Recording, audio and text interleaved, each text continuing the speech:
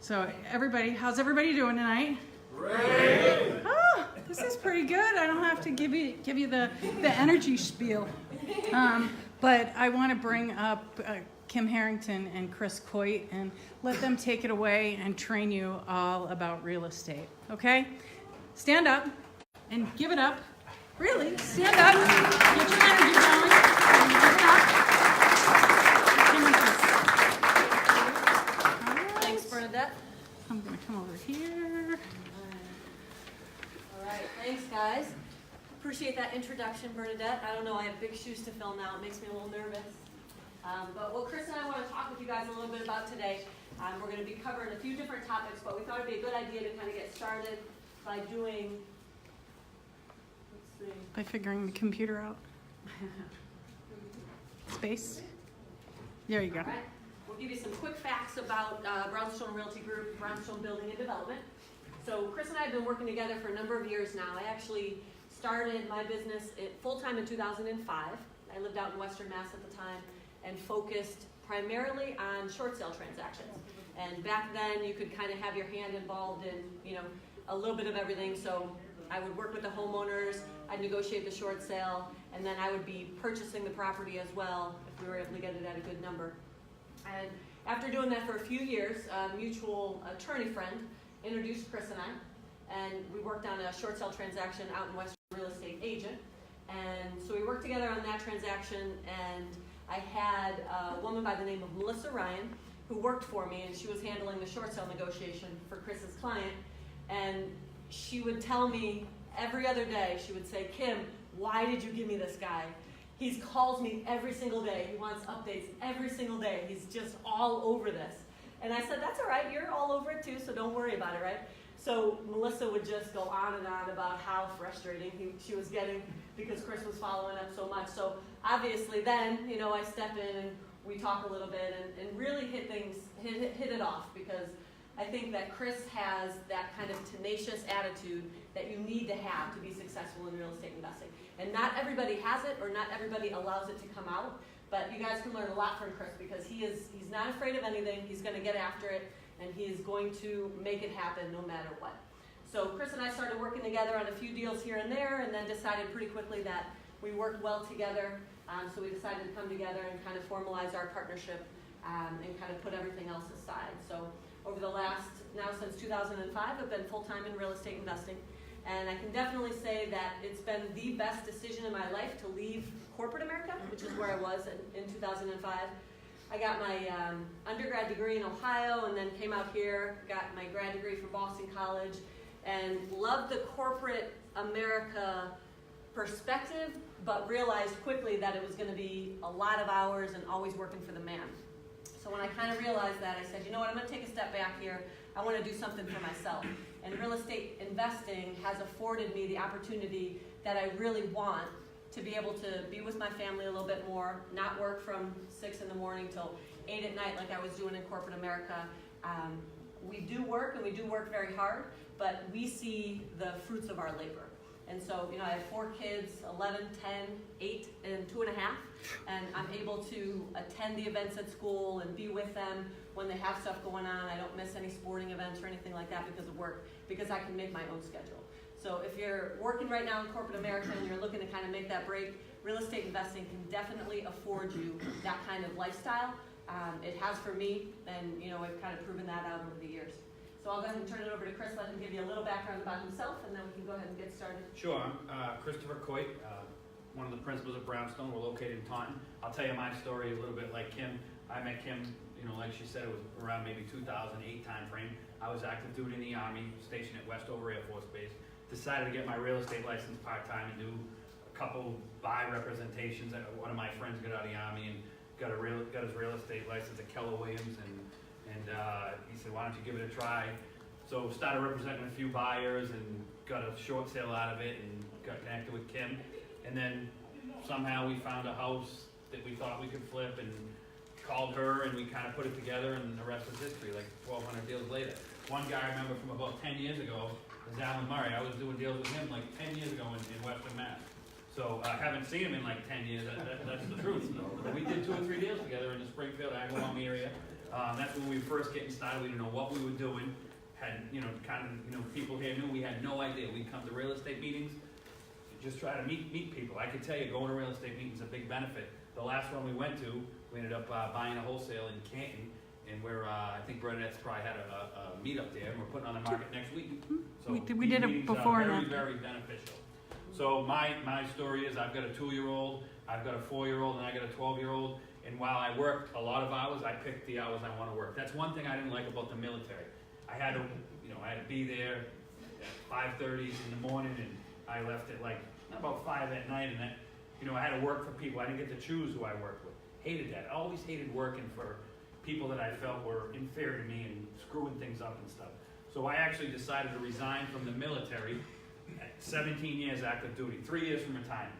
Oh. So I resigned, gave up my retirement. I stayed in the reserves and still got a retirement. I don't get it till 60, but I could have got it, when I retired. Best move I made. I believed I didn't want to be constricted anymore. My family was growing, and I wanted to be free, and that's what I did. Gave it up, and the rest is history. It's been a huge benefit. So that's my story. As far as this presentation, it's kind of like can be a two-way presentation. You got questions about the deals we're talking about? Raise your hand, because there's a lot of good information. We're going to tell you about how we found deals, the pros and cons of a bunch of deals, and just everything. We did 100 deals last year. We're on pace to do more this year. We do a ton of flips, a ton of new construction. We know all about zoning, permitting, anything you could think of, lead paint, asbestos, foundations, anything you can think of, we've done. Anything you could think of. So if you have any questions, ask us. We probably know the answer. And like Chris said, we like to make these presentations as kind of real life as possible. So we're going to use examples of deals that we've done to kind of talk through the problems, the successes, et cetera, that we've had, right? So when Annie asked us to come and speak, she said, hey, can you talk a little bit about wholesaling, talk a little bit about rehabbing, and so we're going to talk a little bit about wholesaling, rehabbing, and we threw in new construction as well, because that's a pretty big part of our business. It wasn't in the beginning, but as you start to develop your business in real estate investing, you definitely want to take a look at that as an opportunity as well. And then we'll talk a little bit about some of the training and partnership programs that we have in place as well after that. So, who can tell me what wholesaling is? Come on, I know people know what wholesaling is. Help me out. Buy it cheap, sell it cheap. What's that? Buy it cheap, sell it cheap. All right. Signing a contract, getting a property under contract, cheap, and passing it off to you guys to make the big one. Nice, that's exactly it. So it's basically being able to get out there and find a really good opportunity, right? And get it under contract, and then be able to kind of flip that contract, or in some cases, you may actually choose to purchase it and then wholesale it before doing any work. There's a handful of different ways that you can do it. But if you could flip to the next slide. Really, the most important aspect of your business, whether you want to be a wholesaler, or you want to be a rehabber, or you want to be in any kind of area of real estate investing, is really, really being able to find good opportunities. It's the most important piece of your business. And as a rehabber, obviously, you want to be able to find good opportunities, but it's just as important on the wholesale side to find really good opportunities. And when you're a wholesaler, if you want to focus on wholesaling, you want to focus on looking for deals that are off-market opportunities, right? So you're not going to be searching the MLS and finding something that everybody else has access to because it's already listed. You're actually going to be looking for deals in different avenues and deals that other people wouldn't necessarily have been able to find if they hadn't met with you, right? So Chris, why don't you talk a little bit, because Chris is really the king of sourcing really good opportunities. Why don't you talk about a little bit about finding opportunities and kind of what we're doing today to do that? Yeah, so the most important part of this business is finding the deals. The money, the contractors, the insurance, and all that stuff doesn't matter unless you find the deal. So we spend like most of our effort finding the deals. That's all that matters, is finding the deals. So some ways to find deals, especially when wholesaling, a quick way is that we buy a lot of off wholesalers and stuff, is foreclosure auctions. That's if you're talking about single families. We used to buy a ton more, but that's one good solid way, is just foreclosure auction, and that is they happen every day here in the state of Massachusetts. They're done right at the property. Usually you need to bring $5,000, cashier's check, or 10, but most of them are 5, and they have an auction right there. I would say 9 out of 10 go back to the bank. It's actually getting a little low, maybe 8 out of 10 now. So you gotta go to 10 houses and maybe get the opportunity to bid on 1 or 2, but you're only risking $5,000 at that time. You put it down, and then you're supposed to be ready to close in 30 days. We probably bought 200 auctions. The bank's been ready in 30 days one time. So you normally get a lot more than 30 days. Usually it's, years sometimes, but very, very, very rarely they're ready in 30 days. And it's usually, a real red flag if they're ready in 30 days. I can tell you one of the times they were ready in 30 days. Recently, as we won a property at auction, and we discovered that there was an oil spill that happened. They got into the groundwater and everything else. And sure enough, they were ready in 30 days to go on that one. They couldn't wait to sell that. Yeah, we were able to back out, even though it's as is and everything else. And usually you can't back out, but we were able to, prove that you guys knew about this oil spill, and you're trying to pull a fast one on us here. So we threatened the old lawsuit thing, and they gave us our money back. But usually the bank, you're supposed to be ready in 30 days, so you got 30 days to get your money together if you got a good deal. But usually you got 60, 90, 120 days. And if you're not ready in 30 days, some banks have an automatic 30-day extension, so 60, but I've never seen any after 60. If you don't like the deal in 60 days and you're not ready, you get your money back.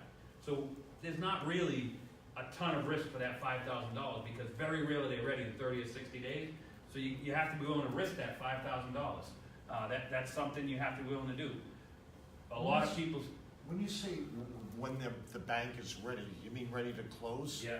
All right, so you want to close right away. So you're saying that even if you're successful, if they accept your offer, you're waiting for months? Months and months and months and months. Oh, and man, months what and would you months say and would months. be the average 6 months before you can start working? before you can close on the property. Oh, I never heard that. Working That's with banks, amazing. they are the most disorganized function. To get a deed signed is like 3 months. I'm not exaggerating. It takes all we gotta do is get the deed signed. They gotta FedEx it to who knows where, and that person's gotta FedEx it back, and they've got 1,000 that they need to do that for all over the country, and they get to it when they get to it. There's no sense of urgency whatsoever. You're dealing with people who, it's not their house, it's just their job. They're not they don't really care about it. It's, I got 4,000 deeds I gotta get signed, and I sign 5 a day. And when I get to yours, I get to yours. It just takes forever to close on them, but that's a good thing because if the place, we'll get into the details, the real details about this stuff. But if it's occupied, it gives you a chance to, work out your plan with the occupant. Which, when you're buying at auction, you have to be willing to buy with an occupied property. You got to put that into your formula. You have to have a game plan for that. We budget our team budgets $10,000 to deal with that occupant. So usually that gets it done. And you got, usually 1 or 3 things happen when you knock on the door. One thing is they say, I'm glad it's here, it's your house, I'll get out. Or, I want some money, or I'm gonna lawyer up. Those are usually the 3 things that 1 or 3 things happen when you knock on the door. And you just keep raising the number and $5 grand, 10, 15, eventually they'll be like, all right, I'll leave. So there's a number, there's usually a number. We've only had to evict 1 person, ever. So we usually can get a number. Yes? I just want to throw a point out there. In the past, probably up to about a year ago, all you had to do was give that habit a 30-day notice. The law changed, now you have to give them 90 days. So just keep in mind that. So if you want to get out a tenant, the owner who's not getting out, you have to give them 90 days notice to vacate. So just keep that in your Good budget point. time. And the bank I doesn't had have. that last year, the housing court couldn't understand why I didn't get my judgment. And they said, oh, because you didn't give 90 days. Well, you didn't tell me that when I filed a week ago. Yeah. Right. So obviously Massachusetts is very liberal. I think that's a recent, just a recent change where some judge made a ruling about some rights of the foreclosed upon person and are they a tenant or not, and some weirdo judge, gave them, more benefits. Yes. So they have to file for the notice, 30 days before, when they get the notice. They've been getting these notices all along from attorneys. Yeah, that has nothing, you can't file till you own the property. So even though, so you win the auction, you're waiting 6 months to close, that person's there, hopefully you've worked on an agreement with them during that time, and you're like, when I close, I'm gonna give you 10 grand and you're gonna leave, I'm gonna give you 2 grand, I'm gonna get you a moving truck. You know, we do everything, we knock on the door and we're saying, you know, we own the house, what can we do to make this work? Do you need help finding a place? We have real estate agents. Where do you wanna move? What's your budget? You know, what can we do to help? And 9 out of 10 times, you can work out a deal. It's not common. You know, the one time we had evict somebody, you know, they were hunkered down and had all, you know, they were clubhouse lawyers, so to speak. They knew all their rights and so on and so forth. So we have an excellent attorney actually who introduced us. And even though none of us are in Western Mass anymore, if you ever need an attorney in Western Mass, Stanley Comack, you know, he's an absolute animal when it comes to landlord-tenant law. He gets it done all the time. You know, we're going to talk about a couple deals here that we had to bring him in, and he knew the right moves to make to put pressure on certain people, and that's what you need. So, yes. I don't want to take up too much time, but I can share another one that works. I've also bought properties at auction with tenants, and I go, what do you want? They say, well, to live here forever, you know? I say, well, how much have you been paying? Oh, we haven't been paying anything because it's been under foreclosure. I say, okay, I want you to live here. Just as soon as we buy, you'll sign a lease. I know they're not going to pay. I immediately serve a 14-day notice for non-payment of rent once they sign the lease and don't pay, and it just goes through a non-payment of rent eviction. It's pretty smooth. Yeah, so Very clever. the moral of the story is if you know, you have to be willing to take that risk, $5,000. You have to be willing to take a risk of having someone in the property. You have to trust that you're going to be able to get it done. You know, this is real estate investment. You know, there's a little risk involved. It's a lot of work. You have to go to a lot of auctions to buy a couple houses. Like if I go to auctions every day for like 30 days, I'll probably buy 2 houses. But I'll go to like 50 auctions. That's just the way it is. It's a numbers game. But the beauty about auctions are it's a limited competition. MLS, thousands. Auction.com, thousands. Hubzu, thousands. Foreclosure auctions, you and the 7 people there. That's it. What do you think you're going to get a better deal? When you're bidding against thousands, you're going to bid against a handful of people. So that's one way. Can you approach them when the notice of default's issued, even before it gets to the auction? Whole different ballgame. That's a short sale. Oh, okay. That's a whole different Okay. business model, so to speak. Okay. And that's something that, like a new investor, I wouldn't even waste my time because it's such a lot of work for usually Not a sometimes lot. no money, and Yeah. you know, a short sale is difficult. You need to know what you'd say to them, how you're going to do it. You need to have a person ready to go to negotiate it and know all the rules. You're basically knocking on the door and saying, hey, I want to do a short sale. I need your bank statement, your tax return, your hardship letter, financial statement, and everything else. Can I have it? Let's do it, you know. But if you have somebody who knows about that, who's done it 100 times, they know how to talk to that person and say, this is why it makes sense, you know, these are the reasons, I can get it done. So that's, you know, that's one way you can get into wholesaling. Another way, and we're going to talk about when we talk about the deals, real estate agents control a lot of inventory. They really do. You know, we buy so much homes off market from real estate agents all the time. Every month we're buying off market stuff because a lot of people are embarrassed about their properties. They don't want the you know, now when you have an open house, you have 100 people at an open house. They don't want the neighbors to see that, you know, their house smells like cat piss from like, it's been happening for like 10 years and hoarders and it's just terrible and, you know, they live in squalor or it's going to be $10,000 to clear it out because it's such a mess.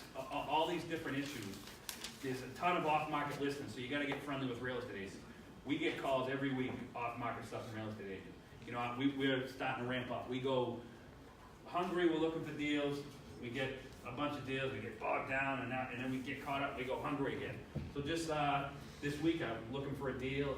Kim and I said, all right, let's ramp it up. Let's try to buy like 3 or 4 houses the next month. I called an agent, and he's like, yeah, I got three 6 families off market, 1.5 million, and you know, and the numbers look great. It's like if I didn't call him, I wouldn't know about it. So we're evaluating that. So you got to get friendly with the real estate agents. You got to get friendly with the real estate. What's to their advantage? They get 1/2 of. I mean, they get a commission. Yeah. Oh, okay. They would get the whole commission. The whole commission. Yeah, Oh, as opposed to putting an MLS and splitting it. If they Oh, put an right. MLS, most likely they're going to split it. Yeah. But if you're friendly with them and there's no other, they get the whole commission. So it's to their advantage It's too.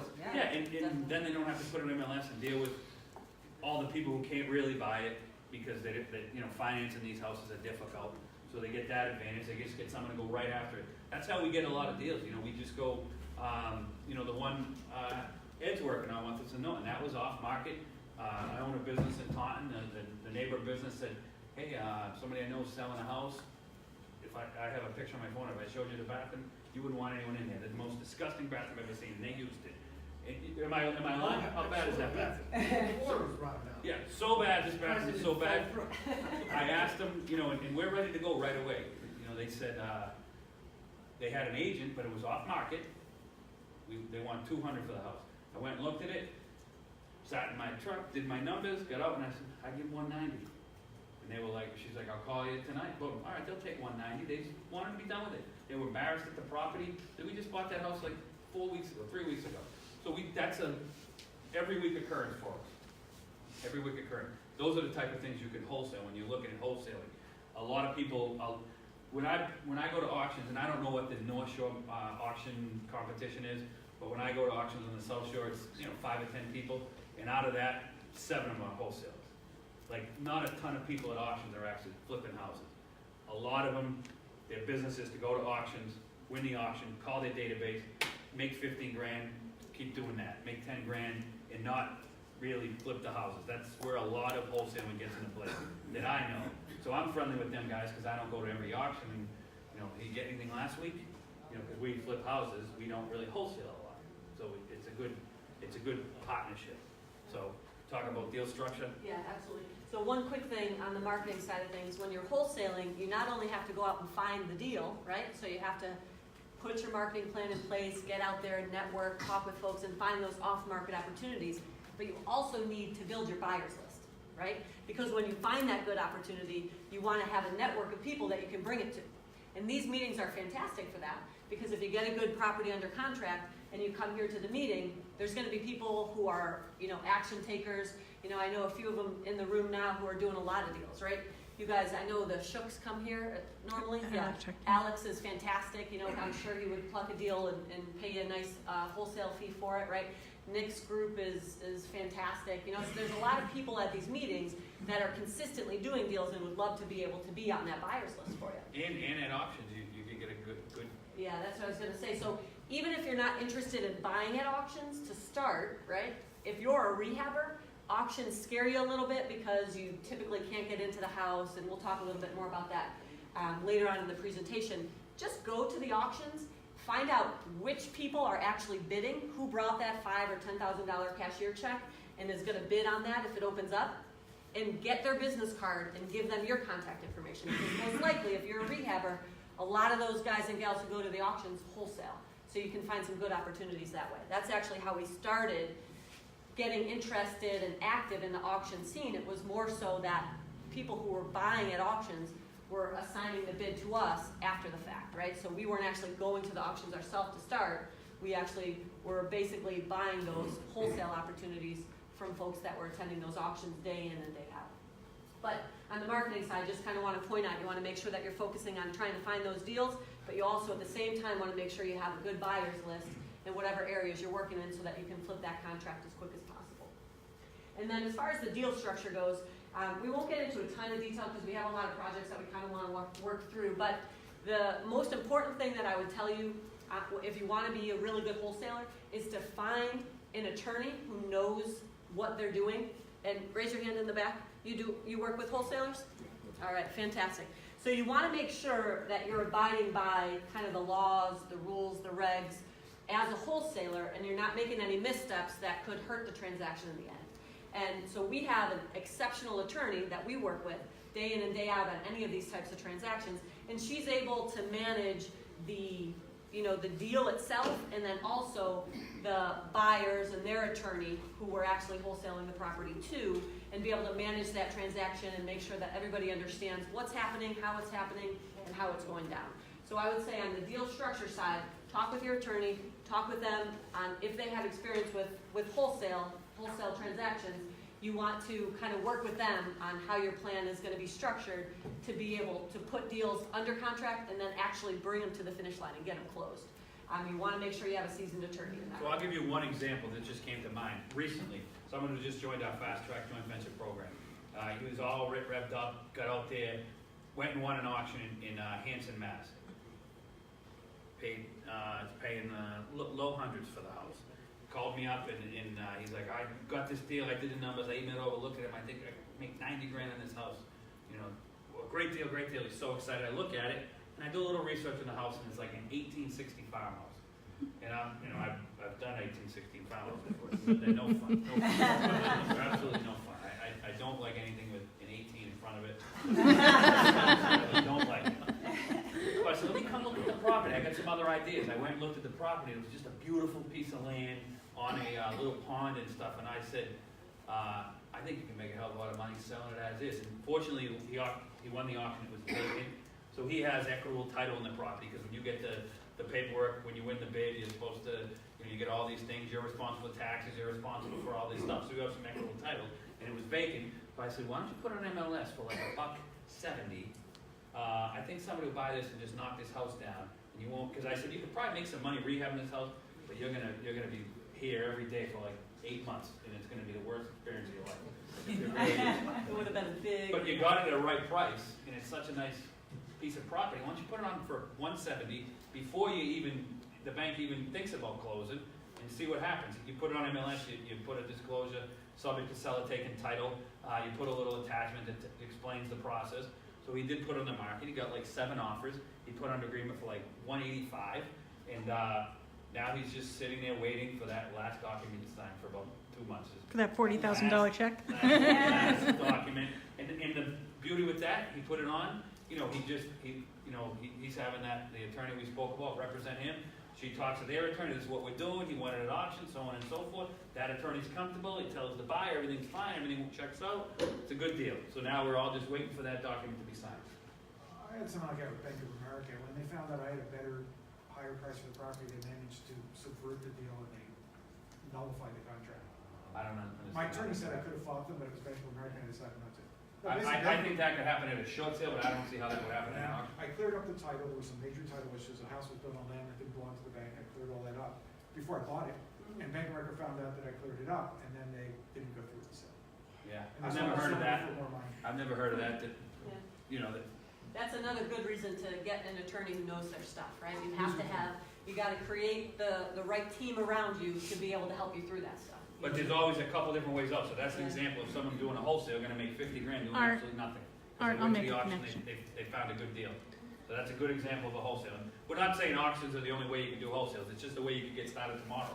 Anyone in it can just start going, risk their $5,000, think they got a good deal, come to the meeting next month. Hey, I put this under, I'm paying this for it, I think it's worth this, who wants it? And somebody would probably, if you bought it right, would jump at it, and you got your first deal, you made 15 grand. Just like that. That's one way to do it. You could all start tomorrow. All right, let's talk a little bit about working with sellers. So when you're dealing with a wholesale type of transaction, right, you're trying to find those off-market deals, like I said, and as you're starting to work with these sellers, it's really important that, and this goes in any kind of private sale, you want to make sure that you're building rapport with your seller, that you can kind of become their friend in a sense. A lot of times people who are looking to sell the home, if it's in distress and it's going to be a good wholesale opportunity because it needs a rehab, there's probably a story behind that, right? And everybody kind of likes to share that story. So it's important that you look at it from the perspective that it's not just a transaction to that seller, right? It's a lot of history. And you want to make sure that you, by building that rapport and having the conversation and letting them tell you that story, you're able to kind of go through that transaction in a much smoother fashion. And we've had situations where we put offers in on houses and we're not the lowest, or we're not the highest bid, we're lower than other people, but because of that rapport that we've built, they just feel more comfortable selling to us, right? Oftentimes. Yeah. And so it's really important that you just come across in a genuine manner, right? And one thing that I think, Chris does a really good job when he's working with sellers, and this could be wholesale or even just general rehab transactions, is letting your sellers know what options they have, right? Because they're not in the business. And so they don't understand what options that they have or how things could play out if they went down one path versus another. So be open, be honest with them and explain that, and you'll be able to build that rapport and oftentimes be able to get a deal that's gonna, yield a nice profit for you and, you know, make sure they understand that you really are trying to create that win-win so that everybody walks away happy. So thinking about that, a good book is How to Win Friends and Influence People, that shows you, you know, let them tell you about you, and then they'll like you, and then you can get that connection going. Yes? So you said there's options on what they can do. Give some examples. I'll give you a good example. I'll give you two examples. My ex-sister-in-law, father passed away. She came to me and said, I want to sell the house. And I, you know, this is just an example. I told her I could probably put it on the market and sell it at this price. Or I could buy it at this price, but you could get a lot more if you put it on the market to a big group of people. But she was too emotional. She didn't want to have anything to do with that. Just give me the best price you can. You know, that's all I want to do. I don't want to clear it out. I don't want to do nothing. Give me the best price you can. That happened twice, like in the last year. And then we actually wholesaled one of those properties. So that's just saying, like, I know there's other investment groups, not groups, but strategies and programs that try to, like, get the house from the seller for the lowest price possible and you know, just kind of not tell them about the options. But when I meet with a seller, I'm usually an open book. That's the way I go. This is what I can pay you because this is what it needs and this is what I can sell it for, and I want to make this. You could try to put it on the market, fix it up, clean it up, and do all these things and probably get more. I'm actually realistic. I could put it on the market for you and get you more. You're going to pay me 5%. And you're going to have to do all these different things, but you could probably get more money. You want the easy money or the hard money? Which is better for you? So you just kind of be honest with them. And you'd be surprised. People, especially when you're dealing with like estates and you're dealing with like 3 brothers, that 40 grand is like 12 grand after they split it up and they pay legal fees and everything else. It's not 40 grand. It's a lot less. So you just, my strategy is just to be honest. And usually that works. Yeah, absolutely. There's kind of 3 motivating factors that we found for anybody, right? If you can help them by either saving them time, saving them effort, right? Or saving them money, they're going to be happy. But sometimes people are motivated solely by the effort in a certain situation and not necessarily by the money. Others may be motivated just by the money. If you can do all 3, then it's, you know, then it's a fantastic home run. It oftentimes doesn't come down to But money. it oftentimes doesn't. And so there's other motivating factors, you know, time and effort that people I are. can think of times when we've called people, cold called them, because we're doing driving for dollars, and it's like, yeah, we did this research, you inherited this house, and 10 years ago, and you've been paying the taxes 10 years, what are you doing with it? You know what I mean? Like, oh, that was my brother, he died, I don't really want to get rid of it. He's been doing nothing for 10 years, let's meet up and figure this thing out. It makes no sense. So, not motivated by money, they're paying taxes for 10 years because they feel bad about selling the house. Not motivated by money, that's a common occurrence. So now we'll talk about some specific wholesale multifamily. So this is one, this is a good one. We're a big believer in, and it sounded like a lot of people do multifamilies here. We're a big believer in buy and holds too. So that's definitely should be a part of your strategy. Buy and holds, long-term holds, builds wealth, all that type of stuff. Because flipping houses pays the bills, but once you stop flipping them, there's no more money coming in. Got to keep flipping them to keep paying the bills. Multifamilies, you can get money every month and not have to keep looking for stuff. This is a good one. This is one we wholesale. This was bought at auction by another wholesaler, and he brought it to our attention. So this was kind of like a double wholesaler, I guess you could say. He brought it to our attention and won it at auction. And we get a lot of calls from people that win stuff at auctions. Not every day, but a couple times a week we get calls from people who won stuff at auction. He brought this to us, and one of our project managers, Daniel, we knew he wanted to have a 3-family in Stoughton. They gave me the number. I called Daniel. I knew you wanted a 3-family in Stoughton. Why don't you go take a look at it? Let's try to put this together. We did the deal with this wholesaler. That wholesaler made 20 grand. I want to say we made 10 on it. Daniel ended up buying it. We bought it in our LLC, fixed it up for Daniel. He managed the project, and then when it was done, he bought it with a traditional loan and moved in there. So that's an ideal situation right there. Yeah. Bought it for 3% down with an FHA loan. Still lives there right now for free, absolutely free. Actually, I think he makes a couple $100, $200 a month to live there. That's always good. So that was a good wholesale opportunity that we bought and then passed it on to one of our employees. that's one of the cool aspects of being in this business, right? So you find these opportunities, and for Chris and I, we have a fast track joint venture group, right? A network of folks that have, you know, come on board with us and learn from what we're doing. 2 or 3. Yeah, Daniel was one of the first JV partners that came on board with us, and he still is a senior project manager for us. He does some of his own deals. He helps mentor some Owns of an the appraisal company that he vets all our deals, so if we have somebody join our program, they send us a deal, Daniel vets it, he knows values like nobody's business. Yeah, yeah. But that's the great opportunity is that as a real estate investor, you can purchase these properties, right? You're using private money or hard money, maybe your own money, get that rehab done, and then be able to use conventional financing for that long-term hold, right? So it works out really well, and we've done this for probably 90% of our employees over the course of the time that we've worked They all together. either own a multi or we're getting them into one, Yeah. every one of them. Yeah. It's just great opportunity. So Dexter, this was a good one, I'll let Kim talk about this one, she quarterbacked this one mostly. Sure, sure. So Dexter Street in Stoughton actually came to us from one of our Fast Track JV partners, and you know, she said, "Hey, I've got this property.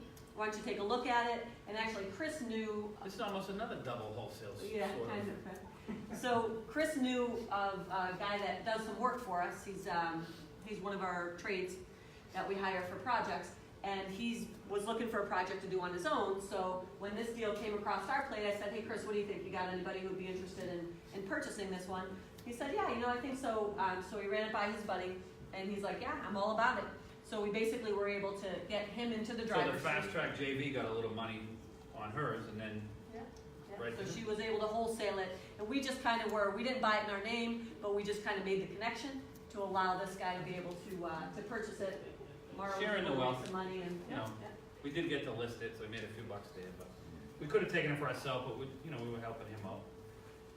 All right, so this is where it's gonna get good. So, we're gonna talk to you about some deals we've done, some unique, stories about each deal. If you have any questions about it, like I said, this is usually a pretty good back and forth when we talk about specifics. A lot of people like to hear the specifics about deals. So, this is a good one. This is Snake Brook. We made a lot of money on this house. This was one that, it's always good to network with people. It's always good to network with people. One of our project managers goes to auctions all the time for us. He's very, very well-liked. Everybody likes him. He's actually the person I send to knock on the door. I don't really like knocking on the door because I'm like, I bought the house. Can you just get out with the Yeah, house? no, definitely don't send Chris to talk That's the with problem, owners. man. Give me a number. How much is it? As opposed to when we sent Jerry, it's like, he was formerly a counselor, he was a Marine too, but formerly a counselor and worked in the school, counseling kids and things like that. So he's just got this great personality that everybody likes him. And so he goes to a lot of auctions for us. He gets friendly with everybody. One of the auctioneers has an off-market deal. Who do they call? They call Jerry. Of all the people, they call Jerry. This is one that was in Wayland that had a fire in the garage.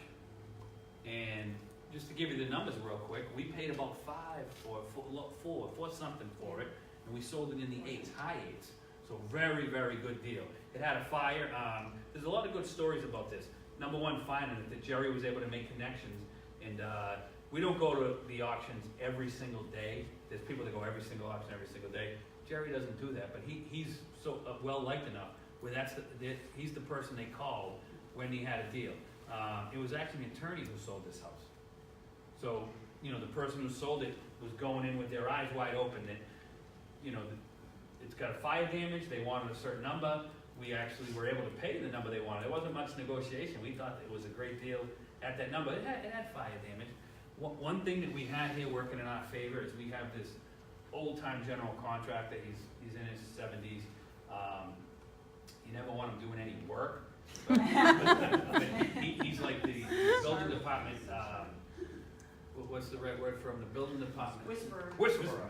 Building department. He can get through any permit. He used to be a building commissioner in Boston. Any building commissioner or inspector who thinks they know everything, come meet Doug. You don't know nothing. So we had this deal. We sent Doug there like, what's it going to be with the permit? Because sometimes with fire damage, they can make it go absolutely ape shit with everything. So we sent Doug there. He went to talk to the building commissioner. We got a good understanding of what they were going to want. We had Doug pull the permit, we didn't do any of the work. We actually sent our guys up from the Taunton area to go do the work here and paid them a premium. I know at GC, I just said, just to take the job, I'll give you $5 grand, before you even start bidding it. Because I know up in Wayland, I don't know that this was a big job, I wanna bring my own people, didn't wanna just go looking for a contractor that's out of the blue to do like $150,000 rehab. Kinda wanted to go with the known commodity, so we used our own people. Doug went up there, sweet talked the building commissioner, got everything done. His job was just, he got paid good money, but it was just to, handle the building commission, handle the building department, make sure everything goes smooth. It did. We put the property on the market, I wanna say we got 4 or 5 offers, right away, sold it for full price, came out, it was a great house, I can't believe what they pay for. And houses for Wayland, by the way, for a raised ranch, like $860 for a raised ranch or whatever it is. That's a Crazy. big house, They don't though. pay that price to go around Yeah, from, but, yeah. so that was a good one, that was a good, out-of-town success. We're willing to buy houses anyway, by the way. Today we bought a house in Salem, and then we went and visited it for the first time today. We got an opportunity brought to us. We have a friend up in here in Salem, went and looked at it, take pictures, send it to us. We'll buy houses anywhere. We've been to Pittsfield, we've been to Orange, Athol, we've been to, we bought a house in North Brookfield last year, none of us never even went to it.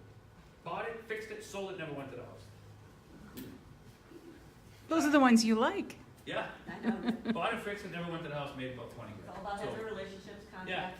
somebody brought us a deal, and you do desktop analysis. I'm looking at the computer like, that's a good deal. I sent my friend up there, he's from Ludlow, it was like a 45-minute drive for him. Went there, looked at, told me about it, said, I think I could, and he's done quite a few deals for me. He said, for like 20 grand, I think I could do this, this, and this, and that'll get it to pass. I'm like, there's no way we can't make money in this, we'll buy it. Sent him a check, do everything you said you're gonna do. Kim had a friend who was an agent in North Brookfield, which is surprising, but, put it on the market and sold it. So, we're willing to do deals anyway. Went to that house in Salem, we were very surprised at what the condition was. So we're gonna be looking for a broker In a good in way. Salem. I was just by gonna the say, way. good Yeah. way or Yeah. bad way? No, when you pull up, it didn't look so good, but once you got inside, the windows were in good condition, the heat system was in good condition, all hardwoods throughout the house, the walls were in great condition. That can be tricky when the walls are all beat up, and, it was a little smelly from the animals and stuff like that, but this type of house where we could just clean it out and get it smelling right, and we could probably make a good score without even fixing it. But Yeah, we'll talk a little bit about. that's one where we gotta figure out, we gotta get a broker in the area to kind of tell us, if I do this, what's it worth? If I do that, what's it worth? Like, we don't know the Salem market, so even though we're all real estate agents, we will not list a house in Salem, because we don't know nothing about Salem. What if a buyer asks questions and stuff like that? We don't know nothing about Salem, I don't wanna be driving up to Salem to do open houses, home inspections, none of that stuff. I wanna find a good broker in Salem who can give me the values and handle the transaction. I just wanted to, for people who are new to wholesaling or you are looking to rehab in their home, how do you guys determine what your maximum allowable offer? And I'm asking this because I've gotten 4 deals come across my desk over the past 4 days, and they forgot that the rehabbers wanted to make money and stuff like that, so. That's a really good point, actually. It's a really good point as a wholesaler, right? So as a wholesaler, your mentality is you have to get it for such a good discounted price that you're able to purchase it, make your wholesale fee, whatever that may be, 5 grand, 10 grand, 20, 30 grand. What's the most we've paid to a wholesaler, Chris? Like about 30? The most we paid, no, I think we paid in 50. Yeah, yeah. 50 grand. So we'll buy anything as long as the deal makes sense to us, but the wholesaler's job is to make sure they can get a deep enough discount so they can make their profit, but also leave enough meat on the bone for the rehabber, who then needs to do the work and then needs to resell it at a profit. And a lot of times, if you're getting into wholesaling, or even if you're just starting out on the rehabbing side, there's one thing that you forget that can just crush your deal, and it's the soft costs, right?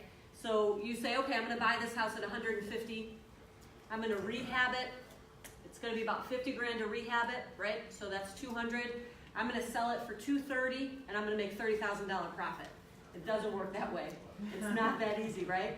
Because you totally didn't factor in any of your holding costs, your taxes, your utilities, your closing costs, any private money costs that you're gonna have, real estate commissions, right? So those soft costs, every cost basically, aside from the actual rehab that you're doing, needs to be factored in And you need to make sure, especially as a wholesaler, that you're getting that property at a deep enough price that your rehabber can rehab it, factor in all of their soft costs, and you always want to include money costs and real estate commissions, because those are the two big soft costs that most rehabbers will have, and then still leave, you know, $50,000, $60,000 of profit there for the rehabber. Does that make sense? So let me talk about specifically this Salem deal we just bought today. We paid $220,000 for the house. What are we into it before we even start a rehab with our soft costs? Somebody take a guess. Say that again. We paid $220 before we even start the rehab. What are we gonna be into it for when we add our soft costs on? 235. $270. $50,000 in soft costs. Number one, we're not gonna represent ourselves selling it, so if we sell it for $4, that's $20 grand in real estate commission right away. $20,000 to sell a house at $400 grand, it's $20 grand in real estate commission, right? So there's 20 grand right there. We got about maybe 15 or so in financing costs. The taxes are like $400 a month. They will probably own it 6 months. There's $2,500. To close it on the buy was like $3. To sell it, it's going to be like $4 with tax stamps at $400 grand. So there's $7 grand in closing costs right there. So next thing you know, it's like $47,000. Boom, just like that. So we're into it for probably $265 actually before we even touch the house. Paid $220 before we touch it. We're at $265. So you'll find like a lot of new wholesalers forget about that. You know, we get a lot of deals brought to us, and it's like we lose money on that deal. No, we can't do that. It's not going to work. You forgot we need to pay a real estate agent and all these other things.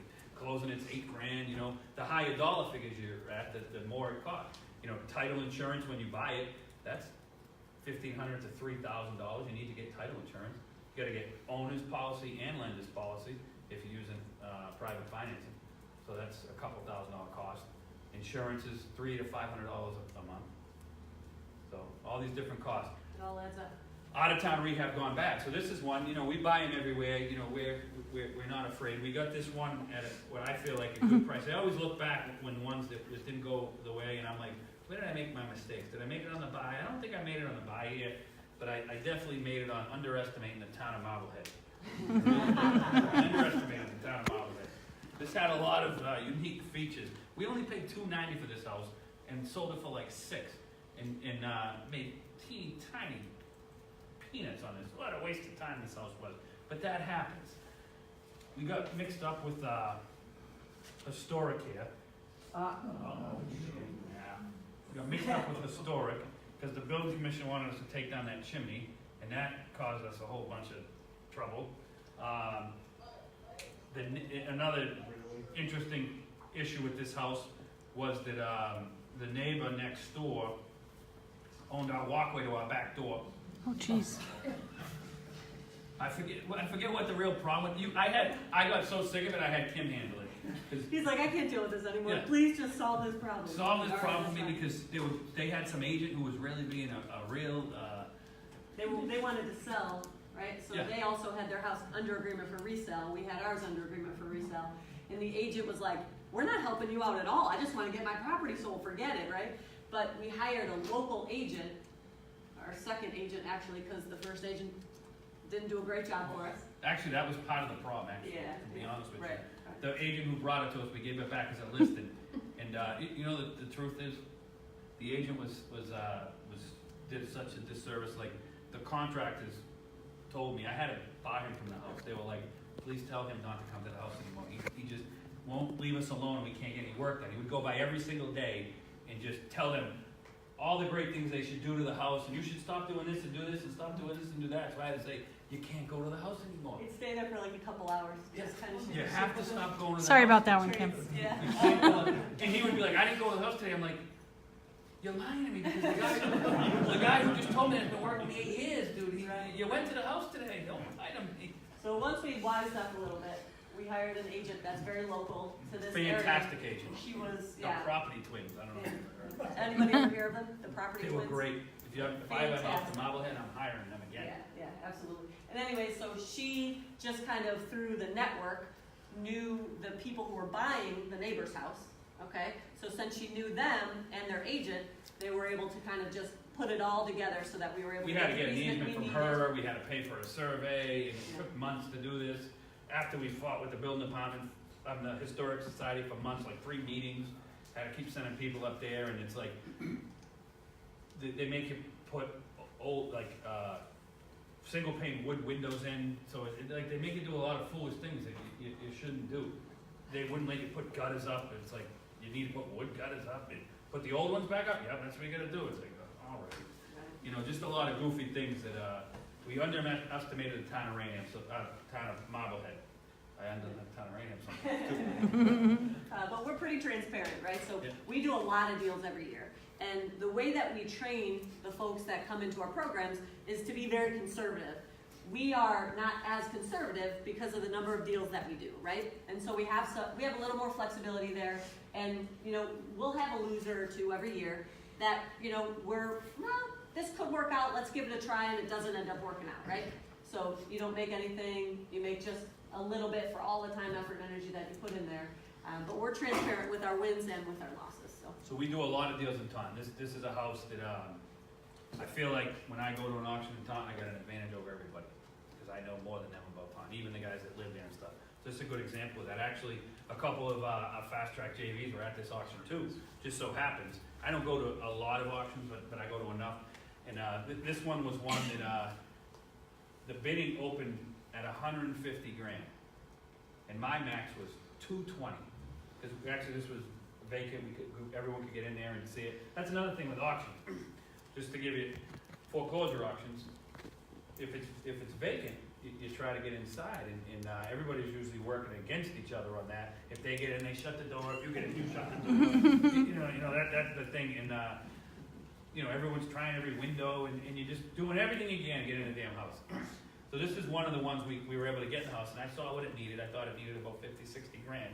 So I thought my max was like 220, 60 grand, 280. I thought, you know, 40 or so in cost. I'm at 320. I said, this is probably a 360, 370 resale. And it opened at 150, and it got bid up. I bid 180, and I was shocked to get it at 180. Absolutely shocked. I could not believe I got this house for 180 grand. So I talked to several of the people bidding after. What was your max here? And they were all like, they all had priced this out at a resale of like 300 grand. Where I'm pricing out at like 370.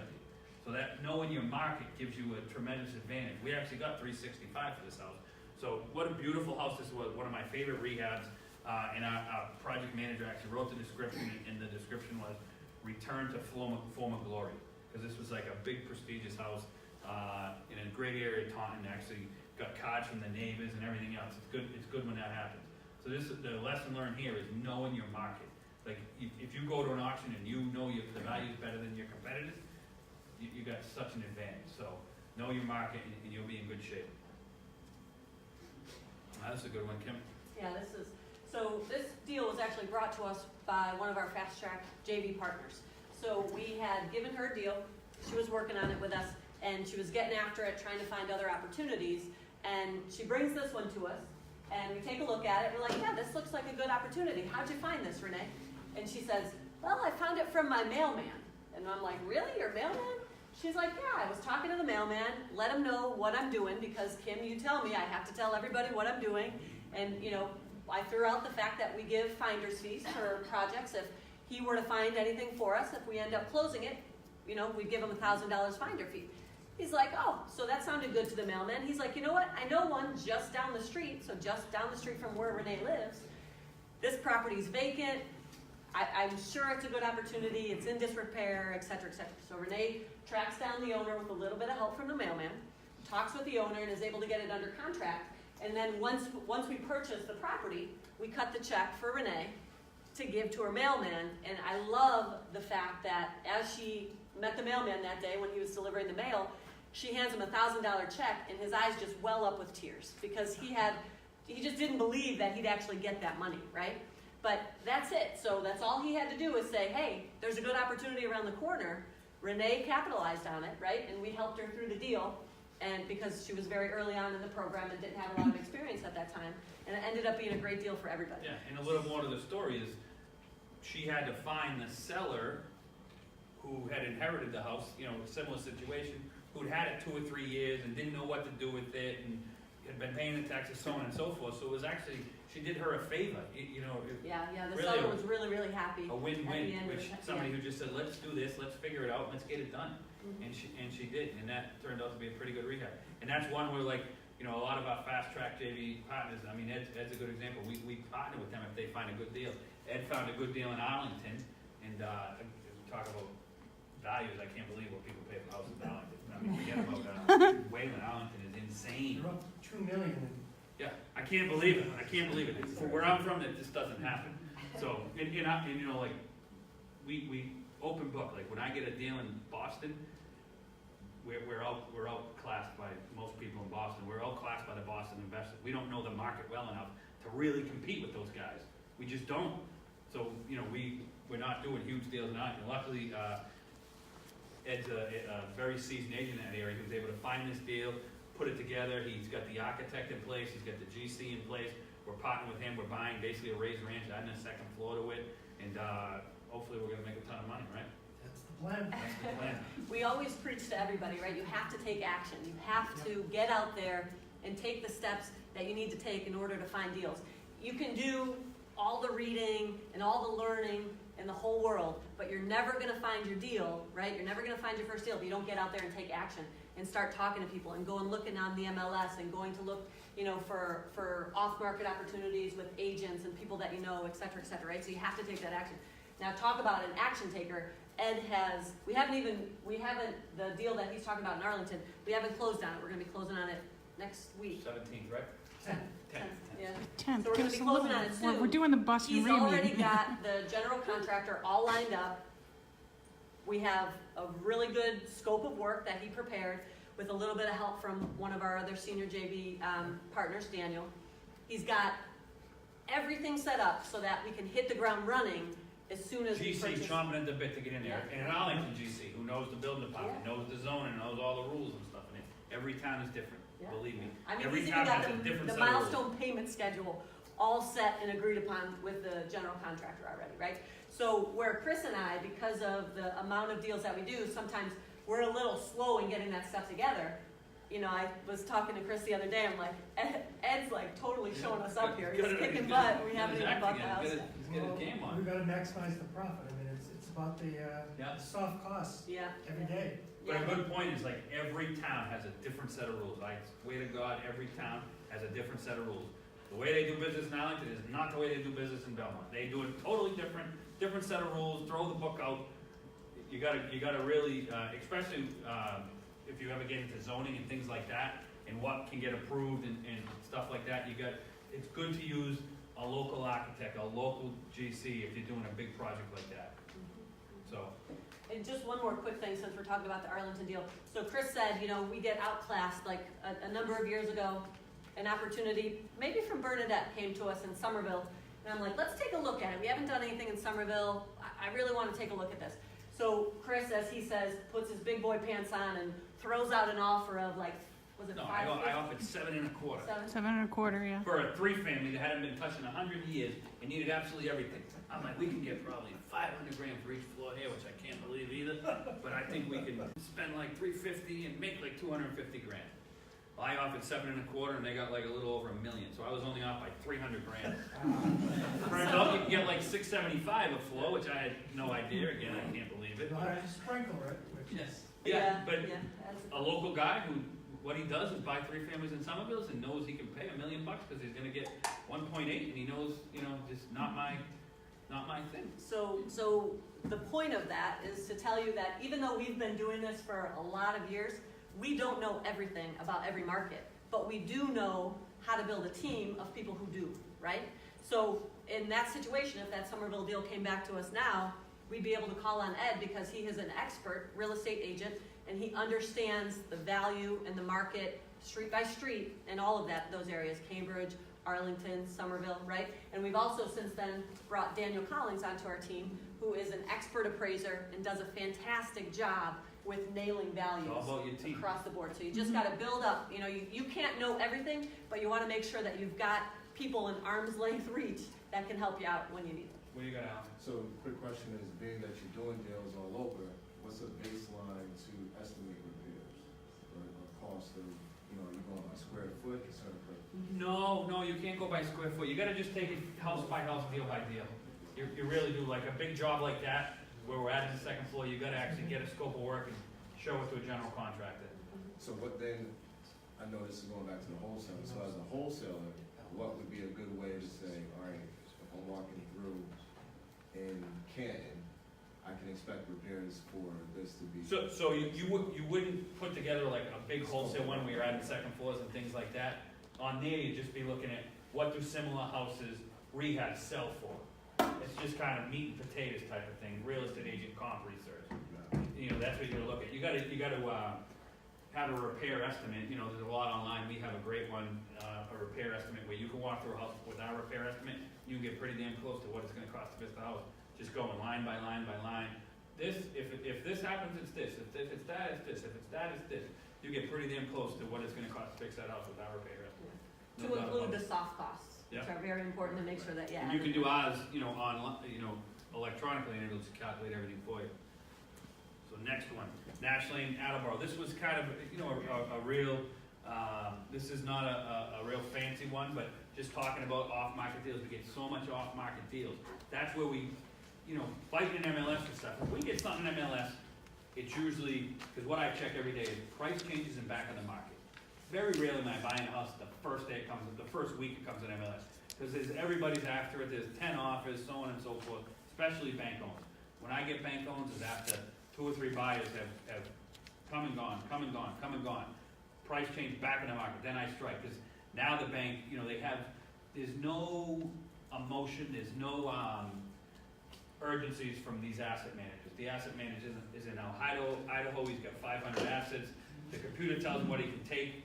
If the computer says he can take it, he can take it. There's no like, I gotta get rid of this, oh no. No emotion.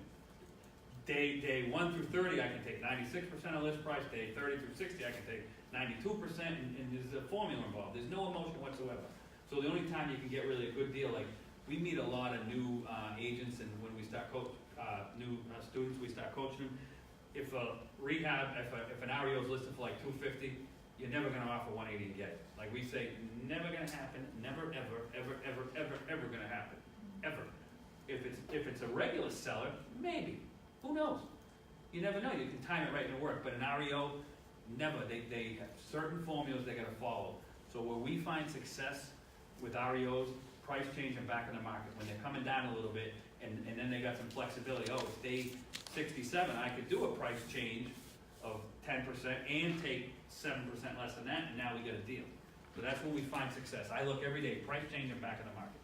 That's what I focus on, and that's when we find good deals. Chris, my advantage of doing REOs, is you know how MLS has lead, no lead? 9 times out of 10, they will put, oh, unknown. Just check lead safe database. As soon as it comes up, they say, okay, guys, give me your best deal right now, or I'll bring you to the board. And it works. Yeah. That's how I get REOs down. Yeah. Because they all check the unknown and they don't check the Right. history. Right. And they Right. haven't It's done because an you- disclosure. They don't wanna know. Because you found out that it actually is on the database as having been tested and. Been tested and not passed. Yeah.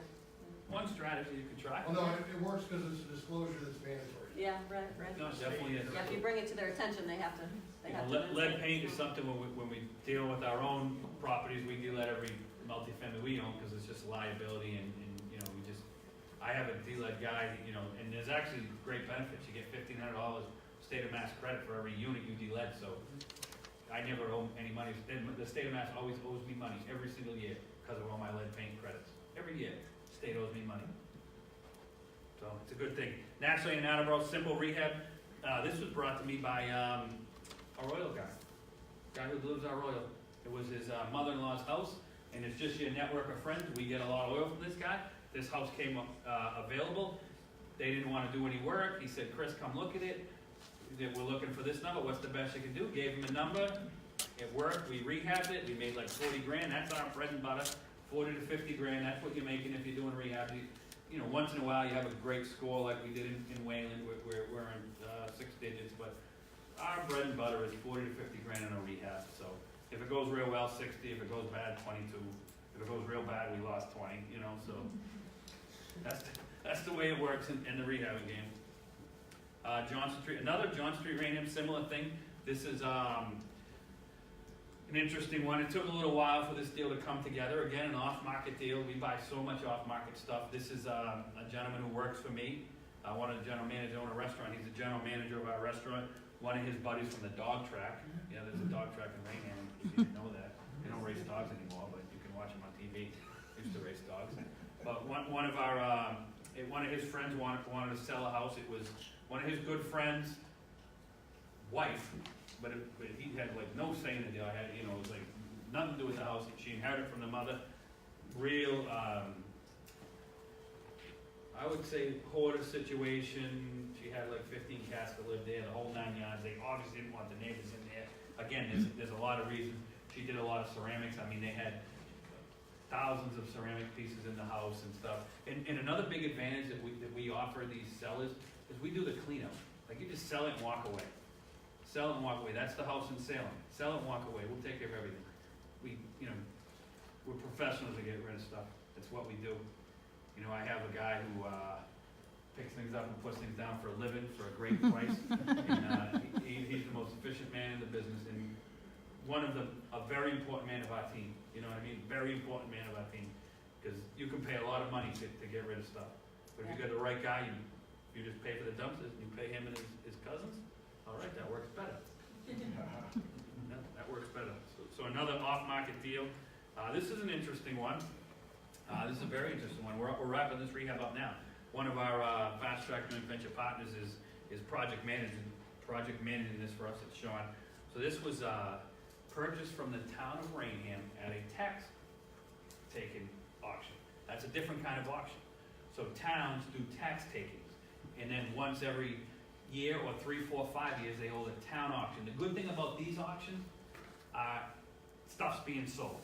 So you go to a foreclosure auction, most time the bank buys it back, so most times you can't buy it. 2 out of 10 you may get a chance, so 80% of the time you can't buy nothing. You go to a tax taking auction, stuff is being sold, guaranteed. The 2 websites that do the most tax takings in Massachusetts are Zecos auction and Sullivan & Sullivan. Zecos, Paul Zecos, and Sullivan & Sullivan. But this was a tax taking auction, so you go to the auction, you know stuff's being sold. And I go to these all the time, and usually there's like 50 or 100 people that register to bid, and only 5 people bid. Everyone registers, brings their checks, and nobody ever bids. So this is one. The interesting part about this is it took the town of Rainham like 8 years to get this house because the guy who owned it was like a professional shyster, so to speak, and stuff, and he fought him in court for like 7 years. We actually inherited 4 other properties from this guy. I don't know what his strategy is. I'd like to sit down with him and understand how he makes money. I don't understand. So he buys houses, cash, and then losing them to the cities like 8 years later. I don't understand how do you make the money? Because you pay the cash, and then you never pay the taxes, and then the city or town takes it. What's the point? But he does it a lot, so I don't know. I'd love to. Multiple LLCs, Yeah. deeding properties from He one holds LLC to another. It's like, he'll hold what a is he mortgage. thinking? He'll hold a deed, transfer it to one of his other LLCs, then record a deed after, so the title's all screwed up. So 'cause this guy sold it, but he didn't own it, but then he sold it to this guy. Wait a minute here, and he puts a mortgage on from another LLC that he owns, and forecloses, and then deeds it, and then, our attorneys are like, He does this. He must make money. Maybe, I don't know what he's doing, but all kinds of stuff going on. We end up getting a bunch of profits from this man. That's the moral of the story. So, very interesting man. He burned down City Hall too. Another one, fast track joint venture project. We told you we like to get our guys 3 families. This was terrible looking house. You can see it now. It's the best house in the street. Definitely the best house in the street. This is one where we found a good deal on MLS. Price changed back on the market. I think we were the 4th buyer to come in there, and that's when we strike. Buyer, usually when bank-owned projects come to the market, it's 20-day first look for owner occupants, most bank-owns. So the owner occupants come. They put it under agreement for full price and more. They do home inspection, they back away. Another owner occupant comes, they put it under agreement, they do inspection, they back away. And that happens for 3 or 4 times. And then the price comes down, and then the investors come, and then you kind of get your chance. That's what happened here. One of our project managers who joined us as a fast track JV partner, he bought this. It was his first It was his first multifamily, and, you know, this cash flows from $2,000 a month. That's pretty good for a 3-family. The rents are pretty solid in time. He's getting like 15, and I think 11 for 3, and a 1. So good solid cash flow. You know, he's into it for maybe like $300,000, something like that. Good deal. Good deal. This is a nice one. See, we do nice houses too. On the golf course. What's the name of that golf course in Lakeville? It's like a real popular. I can't think of the name of it. I just like the pool. Not the back nine. Who said the back nine?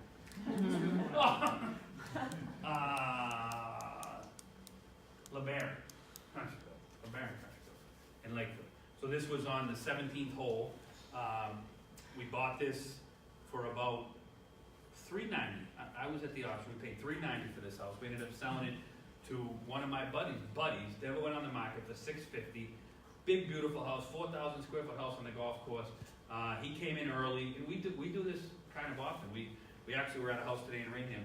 We get a buyer while we're doing the rehab, just through word of mouth, because a lot of agents call us and say, "What do you got? What do you got?" Because they know we do a lot of deals. And right now the inventory is real thin. Obviously, everybody knows that.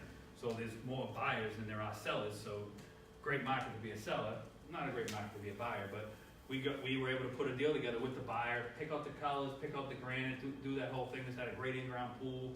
This is a beautiful property. I do this to my wife probably 4 times a year. I get a house and I'm like, let's go look at this house. I think I can. And I get shot down every single time. I'm not moving. I don't want to see it. Just come look. You might change your mind. And it's close to the 19th. She's watching, Chris. She never changes her mind, and I gotta come to the realization I'm never moving. So, You have a nice house, that's all right. I do, but I'd like more room. This is an interesting one.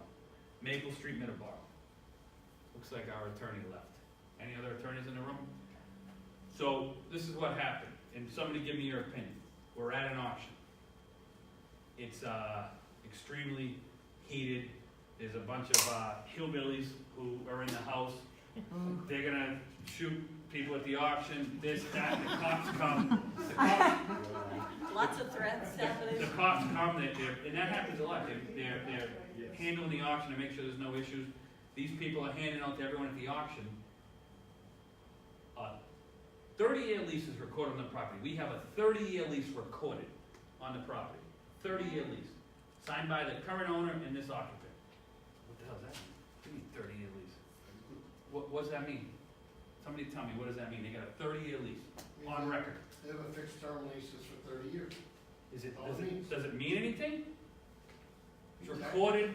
Technically, whether it's recorded or not, if it's signed by the owner and the tenant, yes, it's a legal. No, it's definitely a lease. But the fact that it's recorded and it's it's can never be broken and all this other crap. It means nothing. Yeah, so we had to call our attorney, the Bulldog, Stanley, while we're at the auction, like, 30-year lease here, recorded, so on and so forth. And he's like, the one thing that does do, though, is they were entitled notice of the foreclosure. And they didn't get it. Because they're on record as having rights to the house. They should have been notified of the foreclosure. So these people are playing these little games. But they opened the bidding up at like $100,000, and we're like, I actually wasn't at the auction, but so I got the call from Chris. I called Stan, I called Chris back. It doesn't mean anything, but they probably should have been given notice. They weren't given notice, so on and so forth. And the bidding opens up at like, I think $110,000, and this is like a 350 house resold. We're like, take it. We're in the business of making money. We'll figure this damn thing out. And you know how we figured it out? We gave the hillbillies $10,000. It said, come in and sign all these releases. And that's how it worked. It was one guy, and there was a bunch of people like, you gotta get everybody out of it. You want the money? And so when you're dealing with, let's say a little less sophisticated cash talks, so to speak. So we've got them in the office, after a little wrangle with them, we have time because it's an auction. We have time to sort this stuff out. Stanley drew up all these releases and everything else, and it's like, you get everybody out, when only you're there, you come in, you sign the documents, you get the money. And we did that, and this is a fantastic deal for us, fantastic. So we're willing to take the risk, knowing that we're gonna figure it out. But what did we risk in that transaction? $5,000. $5,000, maybe $5,000. Because we took it 6 months to close, so we risked nothing. We got into that deal to make $100,000 with virtually no risk. Because the bank's not ready in 30 days, the bank's not ready in 60 days. If we ever want to walk, and they say we're not ready, we want our money back. You're not ready, we want our money back. So I'm sorry, go ahead. we risked $5,000, but barely even risked that. To sort all this stuff out, make contact with the occupant, get the attorney document. When we were ready to close, all that was sorted out. We're like, as soon as, the day after we closed, he came in and got his money and left. For newbies who aren't walking up with a bag of money, when you go to the auction, what do you have to show them? Proof of funds? $5,000. Just $5,000? Check of $5,000. Yeah, depends on the auction. It's Or usually cash. $5,000. Sometimes Usually, a it lot of could be people 10. don't take cash. So we basically have cashier's Yeah, check sometimes they will. made out to, Sometimes like they Chris will. will have a cashier's check made out to him. That, then And if he he wins signs the it over. auction, he would Yep. sign it over. Okay. Yep. So you really, to bid at most auctions, need $5,000. You can be a real estate investor with $5,000. So if you bought this Really? deal for $5,000 and sorted it out, and you called an attorney, said, what do I gotta do? And then you gotta deal with you knocked on the door, you did all the work, you knocked on the door, you met with the occupants, and you come to an agreement, at $10,000 you're gonna leave. I put it on there, and you come to a real estate meeting and say, I bought this for $100, I gotta deal with the occupants, all signed. Who wants to partner with this and make like $120,000? You know what I mean? Everybody, you talk about a wholesale, call me. You find a deal like that, call me, I'll work with you. And you said that was a cash. Is there any way, Chris, Yeah, to right. check if these, if a landlord has, if you're buying a three-family, what if they had everyone signed up to like a 5-year lease? No, I don't think so. But Or, say nothing of a 30, but I'm saying, I know all businesses have leases, I would usually say they're that 12 a 5-year months. lease isn't all that common, but Yeah, right. you could usually, they'd have to stop paying you, which wouldn't be a bad thing if they had a lease. Right. Right, so say they had a 5-year lease, they'd have to stop paying you. You could get an attorney to find ways to break it. You could offer them cash to leave. We just bought a 4-family at auction 2 weeks ago. We got, I think very luckily. I bought it, I budgeted $50,000 to get rid of everybody because it was a 4-family right in Taunton. We bought it, I sent my agent to knock on the doors, knocked on all the doors, they're all with Taunton Housing, and they all wanna stay. I thought I was gonna rehab the house and everything else. Nothing, they're all staying. Every now and then, you you hit a good one. Yeah. Hit a good one. But it's easy to find out about leases, you just ask for a copy of it. From who? The tenant. For the tenant. or the Oh, owner. yeah, but you don't know that when you bid in an auction. Well, no, you can actually, technically auctioneers in Massachusetts are supposed to have a copy. I'm not sure about that. It's disclosure. Yeah. So They may a not bank always sells give a it to house them though, right? They're as pretty is difficult. with no information Are the about terms, anybody. are the terms different with a tax taking auction, as far as the payment? Don't you have to have the No, payment? it's usually 5,000, but they're ready on day 30, Right. always. There's no messing around with that. You usually gotta put $5,000 down, and you got 30 days to close, but I bought a lot of tax takings, the towns are always ready. Which would you say is a better auction to go to, all in all, a tax? Well, tax taking is a rare occurrence. Oh, they are. Like, Taunton has one like every 4 or 5 years, Rainham every 4 or 5 years. But if you wanted to go, like, if you looked at those 2 websites, I think there's one coming up in Haverhill, there's one in, maybe Lancaster, you'd have to go all around to do that. But the foreclosure auctions are every single day. Right, they're canceled though. I They get canceled a lot. I just happened to go to one yesterday. Yeah. And So you wanna check every day, they get canceled all the time. So And at the before I last go, minute. I check the website, if I'm driving, refresh, crazy, turn around. I actually call the auctioneer because I'm driving to the auction. Yeah, if, some of them answer, most times I find they don't answer, and a lot of them post them on the website, like, you call Harmon Law, good luck getting a human. Yeah. It's gonna even know what, Huh. Tax, you have that redemption period too, it's like 6 months. yeah. Arlington Street, Middleborough, another easy one, this is an off-market deal, no, this was actually an on-market deal, so we get a lot of this, where, sometimes you get some advantages at the end of the year with REO agents, because asset managers wanna close stuff out for the year, and they get bonuses and incentives. So every now and then we'll get a real estate agent. This is one where we got the call from the agent like this asset manager told me, just put this under agreement and get it closed by the end of the year. We ended up getting this at a pretty good price. I like rehabs like this. We really just power washed the house, did the kitchen, painted it, did the flooring, and called it a day. We didn't have to get too wild. Like similar to this one in Salem. That's why I was talking to Nick earlier. That's why I gotta find somebody in Salem to kind of tell me, there's possibly here, I might just clean it up and paint it and sell it like that, or do I gotta do the roof and do more? That's why I need someone to tell me the values so I can make the appropriate decision on these properties.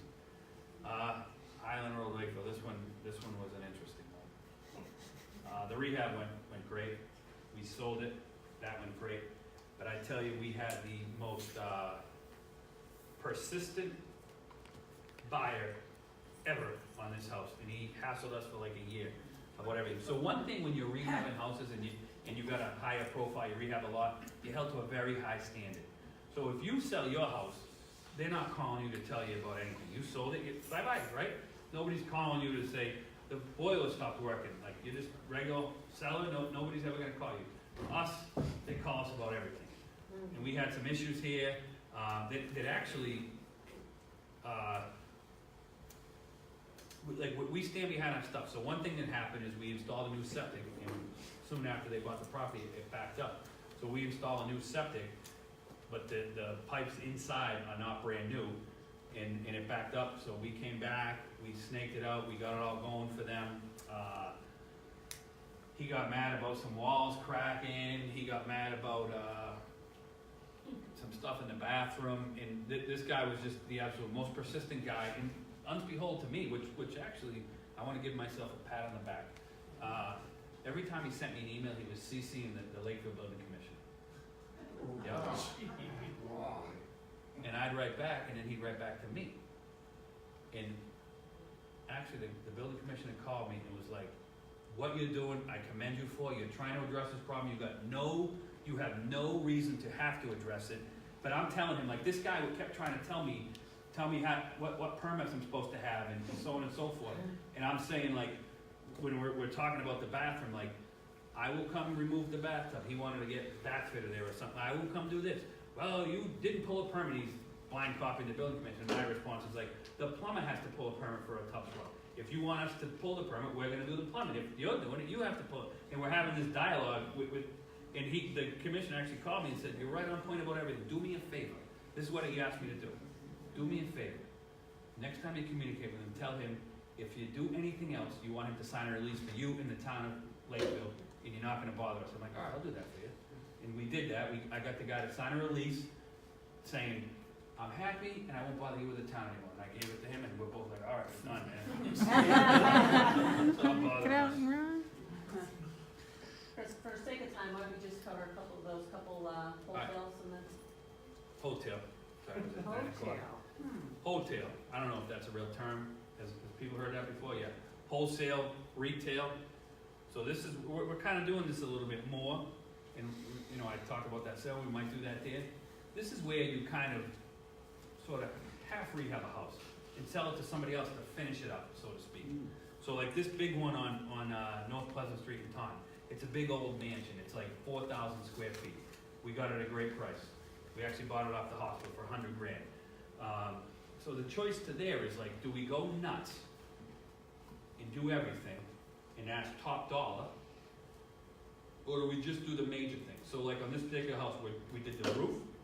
This is going to market like next week. We did the roof, we did the heating system, we did the electric panel, and we painted the outside.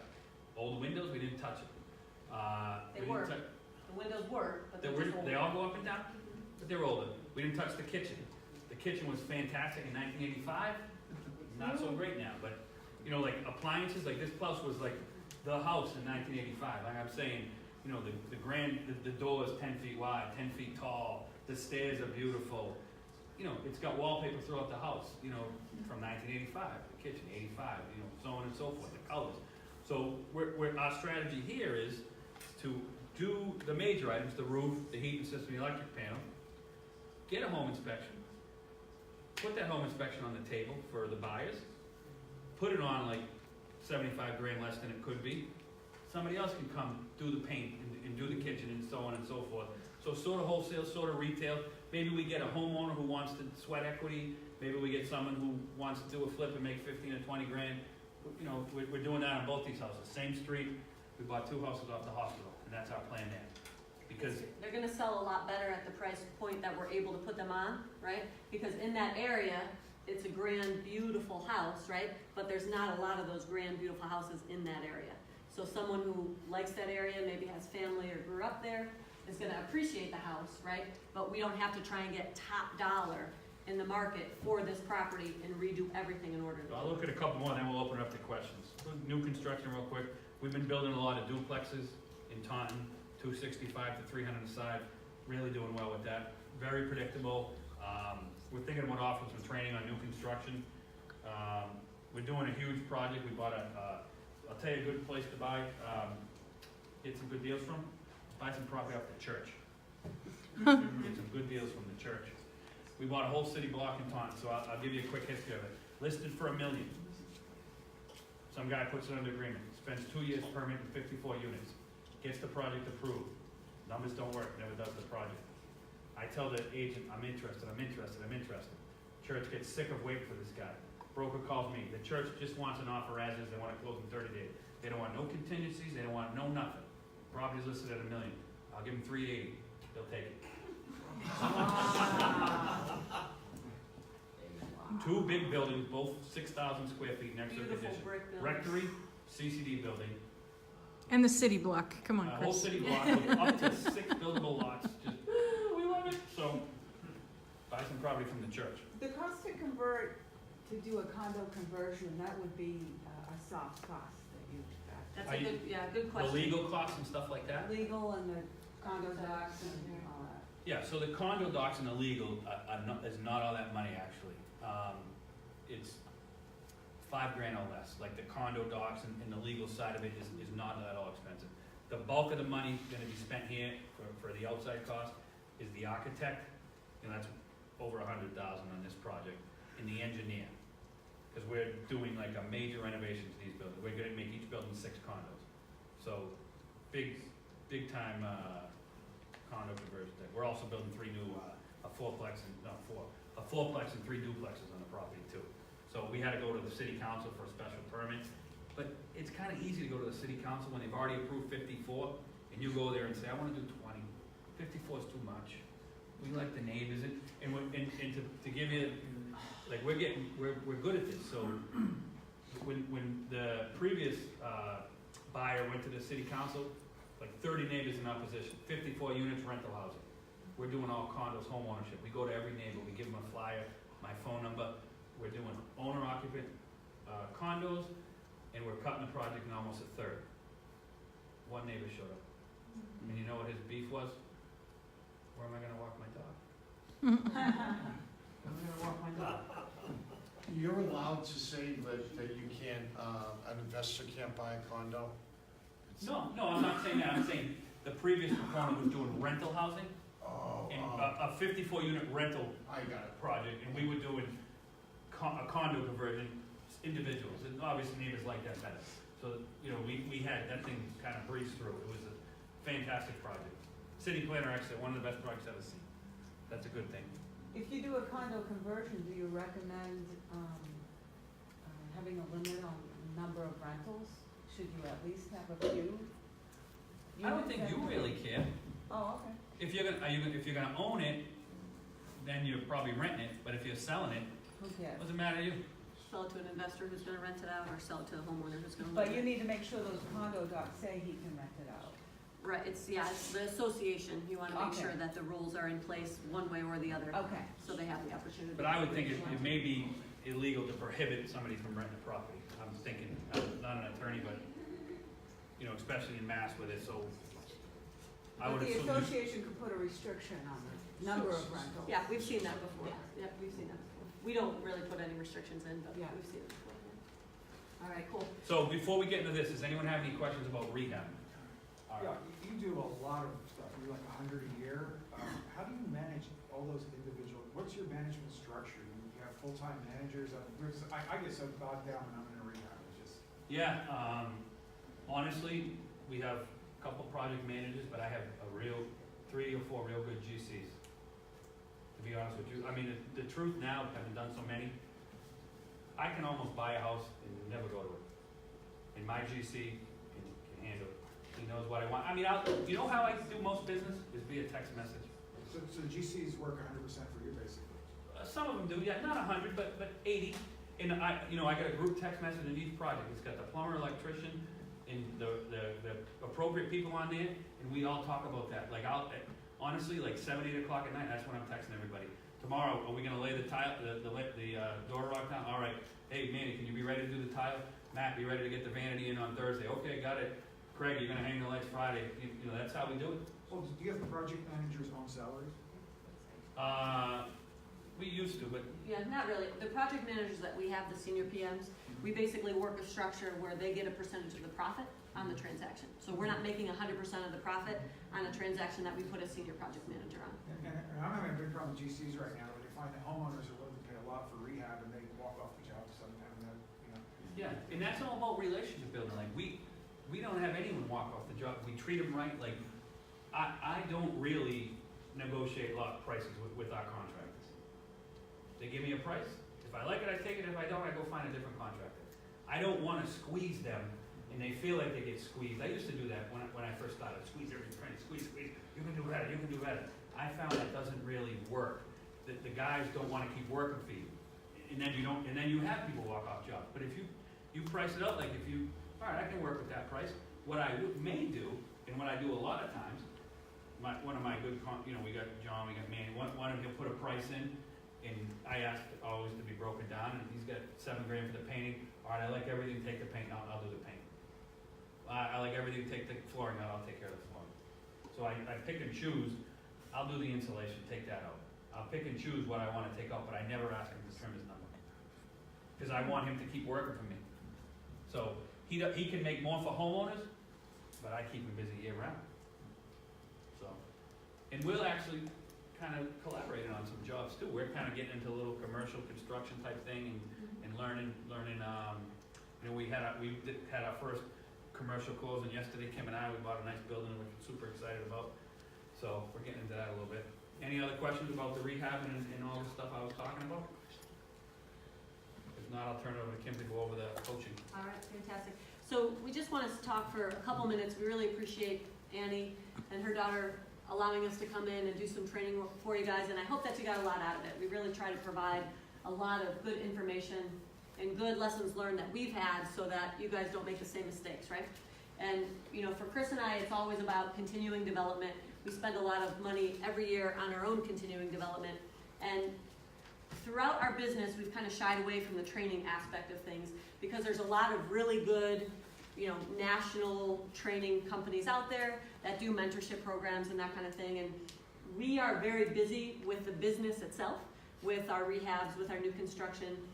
But about 4 or 5 years ago, we had so many people coming to us saying, hey, can you mentor me? Do you have a training program? And so Chris and I just thought, let's put something together that's a little bit different than what those national companies do. And nothing against, those big national companies who do have training programs. A lot of them are really good. We focus on as much hands-on as possible. So we've actually got 3 quick opportunities that I just want to talk with you about, training and or partnership opportunities that we provide. So the first one is a wholesaling course. So it's basically just a 6-week online course where each week